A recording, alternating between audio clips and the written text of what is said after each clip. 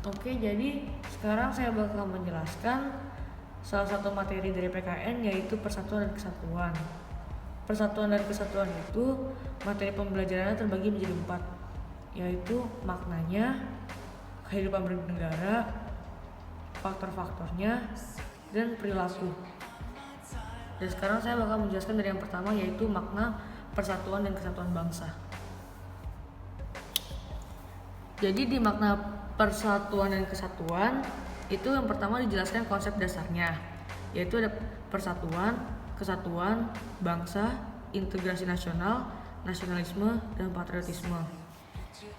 Lalu setelah itu dijelaskan konsep kesatuan yang dianut oleh negara Indonesia, yaitu konsep wawasan Nusantara, di mana negara itu adalah negara kepulauan, lalu manunggal darat dan laut. Perairan merupakan pokok dari bangsa tersebut, dan laut tidak terpisah dari daratan. Dari konsep-konsep tersebut, perwujudan konsep tersebut ada 4, yaitu perwujudan Kepulauan Nusantara sebagai satu kesatuan politik, perwujudan Kepulauan Nusantara sebagai satu kesatuan ekonomi, lalu sebagai satu kesatuan sosial budaya, dan sebagai satu pertahanan keamanan.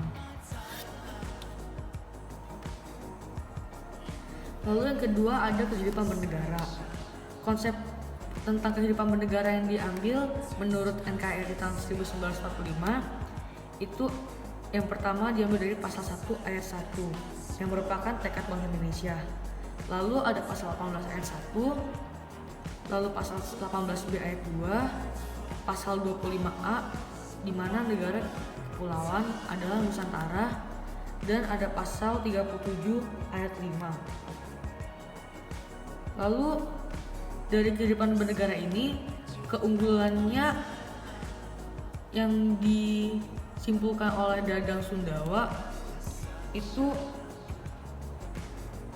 yang pertama, jumlah dan potensi penduduknya cukup besar, lalu memiliki keanekaragaman dalam berbagai aspek sosial budaya. Yang ketiga, konsep wawasan Nusantara kita memiliki satu pandangan. Lalu semangat Sumpah Pemuda memiliki tata krama dan juga kerama tamahan. Lalu juga ada wilayah strategis, keindahan alam Indonesia. Lalu juga di mana Indonesia itu merupakan salah satu negara yang memiliki 7 keajaiban dunia, yaitu Candi Borobudur. Lalu wilayah Indonesia juga sangat luas dan tanah yang sangat subur dan kaya akan sumber daya alam.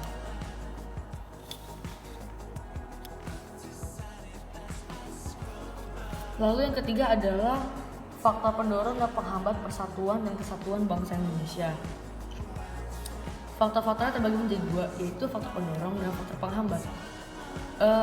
Faktor pendorong ada banyak macam.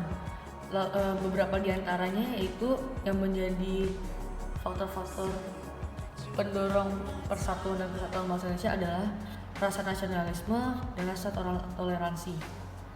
Lalu faktor penghambat, beberapa diantaranya yang menjadi faktor-faktor yang menghambat persatuan dan kesatuan bangsa Indonesia antara lain adalah kebinekaan dari masyarakat, lalu wilayah geografis Indonesia yang begitu luas, gejala etnosentrisme pada masyarakat, dan semakin hari semakin melemahnya nilai budaya akibat banyak faktor seperti globalisasi, di mana budaya-budaya luar bisa masuk kapan saja ke wilayah kita melalui gadget. Lalu yang keempat itu ada perilaku. Dasar dari perilaku adalah mengamalkan nilai-nilai Pancasila dalam kehidupan. Penerapan dari nilai-nilai Pancasila dalam kehidupan itu dapat dilihat dari lingkungan kita sehari-hari, seperti di sekolah, rumah, masyarakat. Di sekolah misalnya tolong-menolong dan berbagi antar sesama, tidak membeda-bedakan suku dan sebagainya, juga seperti misalnya menghormati guru. Lalu di rumah, perilaku yang berdasarkan nilai Pancasila yaitu bisa seperti saling menyayangi dan menghormati keluarga, menjaga nama baik keluarga, menghargai perbedaan pendapat.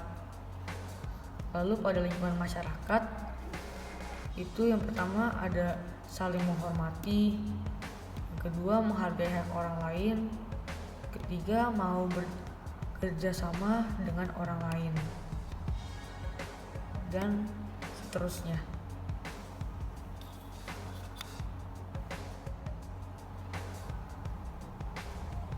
Sekian penjelasan singkat saya mengenai beberapa poin dari mind map persatuan dan kesatuan. Terima kasih.